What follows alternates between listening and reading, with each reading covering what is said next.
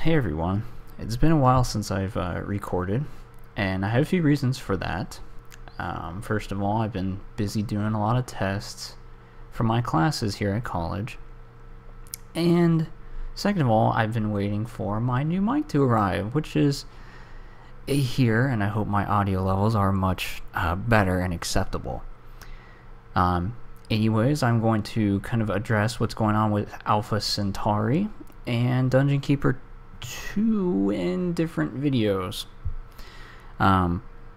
as to not bog this one down with those details. Long story short, I'll be getting back to those and hopefully finishing them up soon. With that being said, I'd like to draw everyone's attention over to a new game that has kind of popped up on Steam, I guess. I haven't heard of it until it came on Steam. But it is a 4X game called StarDrive. And as you guys know, I'm a big 4X fan and advocate. It is in beta right now. If you go on Steam, I think you can purchase it for about $25.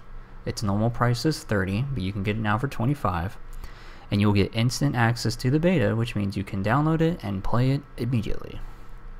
So, what I would like to do is kind of go through the game and I've gone through it a bit, I guess. I've done a lot of the beginning stuff to get a feel for it, but I didn't want to ruin the mid-game or the end-game. I kind of wanted to do all that blind while recording. So what I'd like to do is go through the game and kind of give my opinions on it so far, as well as do a playthrough. So we'll go ahead and do that. So a lot of this beginning stuff and kind of throughout the game is going to be a lot of my opinions on it, what I think could be done to make it better based off of my experience with other 4X games, and just a lot of other general feedback, as well as getting into the gameplay and hopefully getting a bit technical with it. So without further ado, let's go ahead and get into it. Now I want to take a note here and say before I bought it, I looked at a couple of LPs. I didn't watch the full thing. I looked at basically just, what it's going to be like and what to expect, I guess. I didn't really watch any tutorials, so my experience from this is pretty much based off of hitting new game and fucking around. I did hit the tutorial button here, and I did watch a few videos to get started, but there's some things I'm still kind of lost on. So I mean, I'm not going to be playing this game optimally, but this is based off my experience from pretty much hitting new game and, dinking around. So without further ado, let's go ahead and hit new game. Now, I really like this system they went for their races here. They have it essentially set up like, Master of Orion 2. You have 7 different races in this one, so they're over here on the left. I'm not going to pronounce their names because I'll probably butcher them. Well, I'll give it a shot. I'm going to butcher all the races' names right here. The courtesans. So, anyways, I'll go through the list here. But, anyways, you have your courtesans over here. And I'm not really going to get into what they're good at or what they're bad at right now. I'm just going to kind of do basic stuff. So, basic background. These are basically people. See, I don't know if I want to really ruin too much of this stuff, or we want to explore it more in the game. I think I'll actually skip out on the races, and when they pop up in the game, I'll go over it like that. I think that'll be better. Anyways, I'll go ahead and. So, like I said, this is kind of built like Master of Orion 2, where you pick a race. They have bonuses and negatives, and you have points in which you can kind of build the race, and you can design it yourself. You don't have to go with what they have, which is awesome. Like I said, very Master of Orion 2. And I love that. So we're going to go ahead and pick a race, and the only thing I'm really determining my racial pick on this is the skins for my ship, and I like these guys because I think their ships look like submarines, which are pretty cool. And I'm going to go ahead and get rid of all of their bonuses and negatives, and we're going to do our own. So we have 8 points to spend, and I already know what I want to get. So I'm going to go ahead and kind of go through it. And why don't we go ahead and touch on some of these bonuses here. So it's a little bit disorganized, this menu, I think, right now. When you first look at it, it's kind of like, well, bonuses and negatives are just all over the place, and it's not really categorized very well. But that could be a product of beta. So I'll just kind of go over a few of them. But anyways, that's my initial thoughts on it when I was looking at it, was it seems a little bit disorganized. Anyways, we have 3 kind of trees, I guess. Physical, sociological, and history and tradition. So in physical, we have things like food bonuses or food negatives, growth bonuses or growth negatives. Then we have, what is this? Plus 20% bonus to ground combat, negative 20% to ground combat. Scroll down a little bit. We have plus reputation with other races, minus reputation, plus research, minus research, plus gunnery, plus damage you do with cannons, I guess, minus damage you do with cannons, plus chance to dodge, and minus, I think that's, it says minus 25%, or its fighters take 25% more damage. So, kind of going back to my comment about it feeling a little bit disorganized, I feel like some of these ones that pertain to ships could be in a different, kind of its own section here. I don't know why it's kind of lumped in with growth and food, but that's what I mean by it feels a little bit disorganized. Having gone over this, of course, it's a lot more easier for me to track, but it's just a thing. So we have our second tree here. This kind of breaks down to plus production, minus production. This is plus, I guess, credit income, but it's kind of cool, I guess, or it's different. It's not just like a passive bonus. It's a you build freighters and then they can move stuff around for you, but whenever they move stuff, you get free money for it being moved, I guess, which is kind of cool. So if you can get like a big, if you have a big empire and you have a lot of freighters moving stuff around, you can get some, a lot of money off of that, which is pretty nice. So I don't know if when you establish trade, like trade treaties with other people, if your freighters will freight to them as well. I don't know if that's something that happens. So if it does happen, this bonus would be even bigger and more helpful and more beneficial. Though, if that's not a thing, then this bonus I think is really only great for people who play like big macro empires, where you're gonna have a lot of stuff moving around. If you're kind of a small game person, then not a big thing. Anyways, it's kind of a unique bonus. It's not something that you'll find in other games. It's not a streamlined kind of thing where it's just plus production, minus production. It's kind of unique in its own. I think it's pretty cool. And with the amount of transportation that goes on this game, I think it deserves a place here. So we have below it is wasteful, which is shipbuilding and maintenance cost 25% more. So then we have efficient, which is 25% reduction on ships and building maintenance costs. Corrupt, which is 25% less tax. And whatever the fuck this is, I don't know. I can't read words. 25% more tax income. The only comment I really have on this is I don't think it should be worth 1 point. I think it should be worth at least 2 or 3 maybe. There's only 2 1-pointers you can really pick up. It's this one and then I guess like a flagship. Though I don't know if the flagship can be like refitted later to keep updating it to make it useful. It seems like having a flagship at the beginning of the game might die off. Its usefulness will deteriorate towards the end when the modules on it aren't as useful as what you have.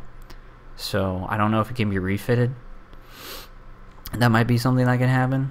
But whenever I have 1 point, I seem to throw it into this one instead of a prototype flagship. So anyways, then down here are skilled engineers. Plus 22, essentially it's 20% more health for the ship, I guess. Combat's kind of cool, the way it works, but you kind of like look at the ship in different compartments. So I guess think like you're playing Faster Than Light. If you guys have played that or you've seen me play it, I think of your ships kind of built like Faster Than Light. So like if you got this, you would have 25% more hit points to like your medical bay and your, you know, weapons room and stuff like that. That's kind of how ships work in this as well. Not the combat, but the idea that they have different kind of bays and stuff to them. So, and likewise you have its polar opposite, which is its negative here, negative 22 its hit points. Carrying on, history and tradition. We have cybernetics, which I will be picking up. It allows my race to consume production instead of food. I'm kind of wishy-washy on picking this up. I usually pick it up just because it makes the game a little bit easier to play, in my opinion. But I know if you want to compare it to something else, there's I can't, man, I'm gonna sound stupid. I haven't played Master of Orion in a long time, but I know there was a race where they would consume rocks. I can't remember their name, but they were basically hated by everyone. You couldn't negotiate anything with them, and they looked like sock puppets to me. I'm sorry, their name is just slipping me, but they would consume rocks, and they wouldn't take like any food to feed them. So I guess if you want to compare it to them, you kind of can. But on the flip side, they didn't eat their own production. They just ate rocks, I guess. So in this one, we're actually still giving up something. We're giving up production. But on the other side, you only have to deal with essentially one resource. Two if you want to count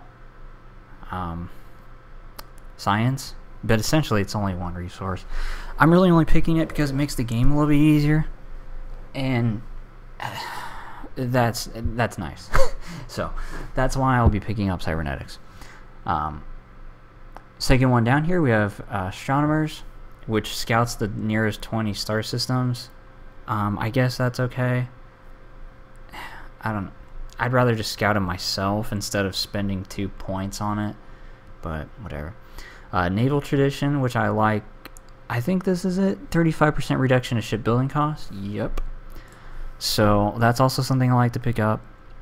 Militaristic, I haven't used. Pack mentality, I haven't used, but I could see where it could be really good. I don't know what kind of taxation will be on your empire when you get to like bigger ships. So like in the beginning of this game, we'll start with fighters, and then you can get like frigates and cruisers, and I don't know. I don't think they call them battleships. They call them something different, and then you get like titans. But I don't know how taxing it would be to have like a buttload of cruisers and stuff. So like if you're doing capital warfare, I don't know how good pack mentality would be. You might actually hit the penalty more than that. Unless, like, I guess if you have a bunch of fighters and stuff around them, that would bolster it. But then you become reliant on having these fighters when you do capital warfare. But I haven't really gotten into capital warfare too much, so I don't know how it's going to be. I look forward to it. Then we have polluted homeworld, which gives us a negative 0.5 fertility penalty on our homeworld. Says it makes quick colonization a top priority. I don't think that becomes a priority for cybernetic races. I think fertility is your ability to grow food, I want to say. So I think what that's saying is, like, if you have a 2 fertility rating, you grow 2 food per 1 person, then now you grow 1.5. So I think that's what it's saying. I hope so, because that's what I'm picking. And then we have huge homeworld, so 25% more people, and then it's counter opposite, or it's counter, I guess, which is 25% less. Prototype flagship. Manifest Destiny, I haven't played around with it too much, but I could see where it would be really convenient to have, because population growth in this game seems to be pretty slow. And you can ferry people around, so you can transport people to different planets. I don't think that's working right now, though. I've transported some people around, and it doesn't seem to do anything. So I'm going to assume that that mechanic is not working yet. So Manifest Destiny at this moment would be really nice, but I'm not going to be getting it. So then we have bonuses towards agents right now. So we have plus and minus. So you have spies in this game essentially, and that just gives you bonuses or negatives to them. Spiritual, which I guess 50% bonus to all effects received from artifacts. I haven't gotten any artifacts yet, so I don't know what the fuck that is. Carrying on. I have 4 points to spend, so I will go ahead and do that. Since I am cybernetic and I eat only production, it is fitting that I get production bonuses. That will help me maintain my need for food, as well as help me construct everything else that I need. Likewise, I have 1 point left, which I will go ahead and put it into increased tax income. So that is my design that I will go with my people. I'm also going to change the difficulty to easy. I'm not really here to address how powerful the AI is on different difficulties. With going through beta and stuff, that stuff's still kind of being all fine-tuned. So I'm not really too focused on the AI aspect. I'm going to be more focused on creating cool ships and kind of just messing around and not being so worried about being utterly obliterated from the unknown, I guess. When I get a better handle on this game, then I'll pump it up and maybe do a few other playthroughs, but we'll kind of see how it goes. So they want to default me to the color red, which is all fine and dandy, but I'm going to change over to the color green. I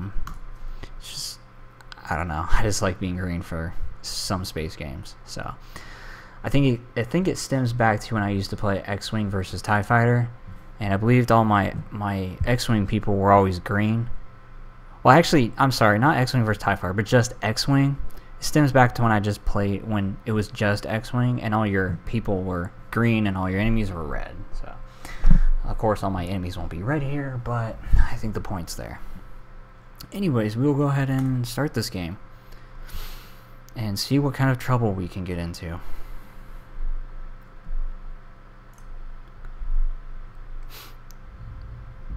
So, right away, we will go ahead and hit this screen, which is essentially the overmap and stuff. So we can zoom out here, and we can see all kinds of stars. And if you look at it from here, it looks very Master of Orion.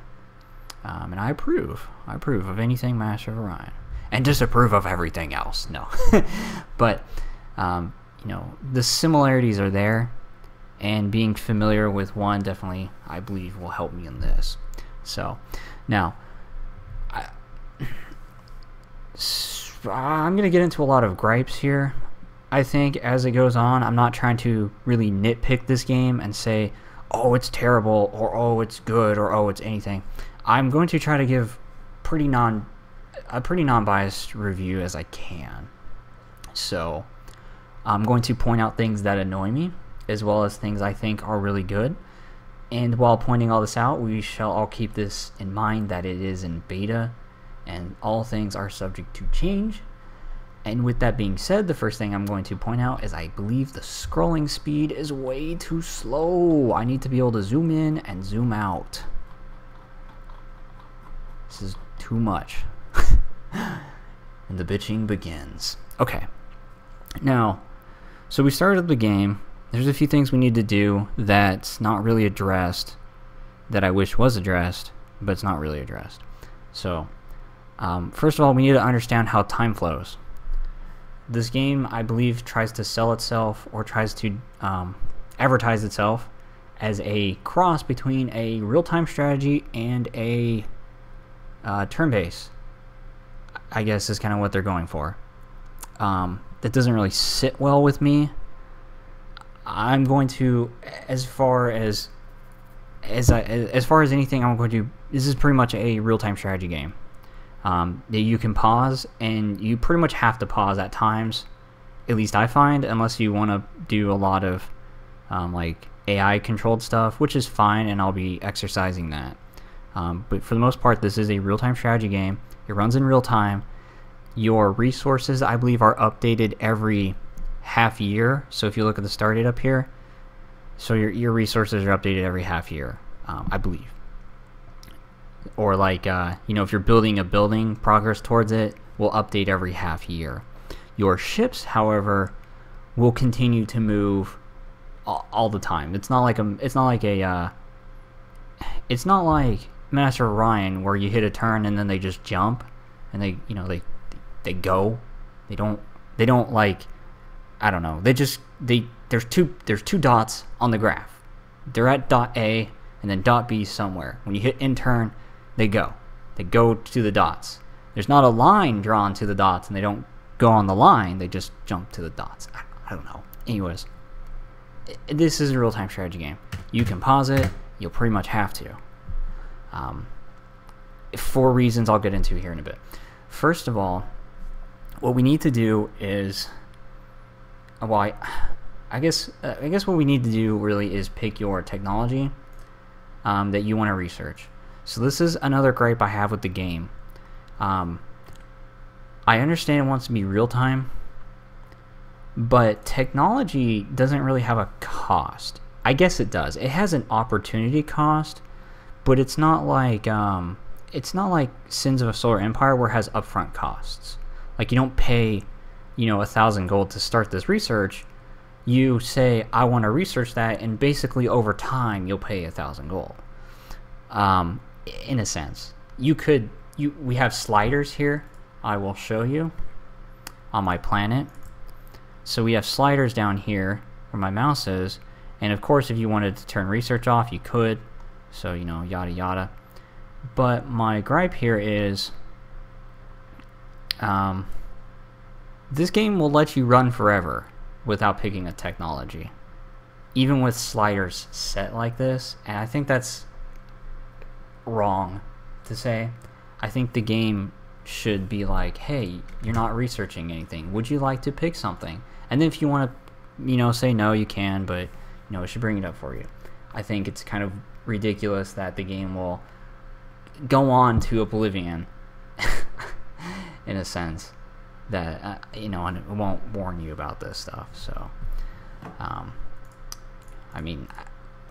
not going to use myself as an example, but anyways, first time I played it went about maybe 5 years, which I think is about 10 turns in this game, before realizing that my tech tree was up there and I needed to pick techs. So when you play more and more and more, it's not that big of a deal, but it is a thing I want to bring up. So anyways, we have a bunch of different tech trees here, and it's all pretty self-explanatory, and they do a very good job at telling you kind of what everything does for the most part. So like here's space weapons. So you kind of have an idea of already what space weapons would be. So you can go to something like Missile Theory, and you can right click on it and it'll tell you what you'll get. It'll unlock rocket launchers and MRLS. So the only thing I have to say about it is they won't tell you the stats on the rocket launcher, so you can't really tell how much better it is than what you have. Which again, when you play through the game a couple times, it's no problem, but as a new player, when you're making a decision about what weapon you want to get, do you want to get artillery or missiles? You don't really know. You're just kind of like, okay, well, missiles sound cool, so I'll get missiles, or artillery. You kind of have some description here, I guess. I don't want to say they completely ignored it. I think they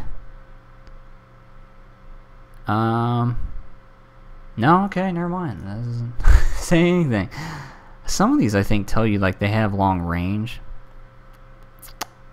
See, this says that he can, propel an explosive projectile at an impressive distance, which might lead you to believe that it's a longer range weapon, but still the stats aren't there, which is kind of a pain. But anyways, we are going to start with this technology here, which will allow us to build rover bays and warehouses. So like this, they tell you what this does. Rover base gives you a flat +1 production, and warehouse gives you 100 more food and production can be stored on the planet. So like more stuff like this would be nice. Like it doesn't have to be like every single stat that a missile launcher does, but if it's like, you know, missiles generally shoot farther than most weapons, or they have like an average range, or, you know, and they do a medium amount of damage, or they're really good against, you know, this. Like, you know, just some generalization would be fine. Nothing too in-depth. You know, maybe, oops, I didn't mean to cancel out of that, sorry. You know, maybe just something like how they have here. Like, this is nice. I know what a rubber bay is going to be. I don't know how much it's going to take to build it, and likewise with the warehouse, but, you know, that's, I don't know, that's a thing, I guess. So we're going to go ahead and get that. And along with that, we are going to go ahead and get, well, actually we're going to get missile theory, because I do like missiles. I think missiles are pretty cool. I generally like missiles in space games, so I'm going to go with missiles. I like missiles. Missiles are cool. And after my missiles are done, I'm going to go ahead and get, I think I will get scientific foundations, which will give a +1 research when it's built, which is nice. It's good to kind of get your research stuff up fast and kind of get it out of the way so that, you know, you can research shit and you're not getting it at the end of the game where it's put to a waste, because eventually you'll have everything and researching won't do anything for you, or you'll have everything you want and, you know, researching won't do much. So, and after that's done, we can go ahead and get xenomining, which will give us a plus 0.5 production per colonist assigned to industrial tasks. So that's going to be our queue here. It'll take a long time to kind of get it. So yeah, we'll go ahead and let that go. But we need to pause the game again because we're not quite done. So we have a few things we can look at here, but I think I'm going to go ahead and cut this video off and see how the audio came out and see what kind of interest I get on this. So I will talk to you guys later. I will see you in the next video. This is Hosen, and I am signing out. Bye.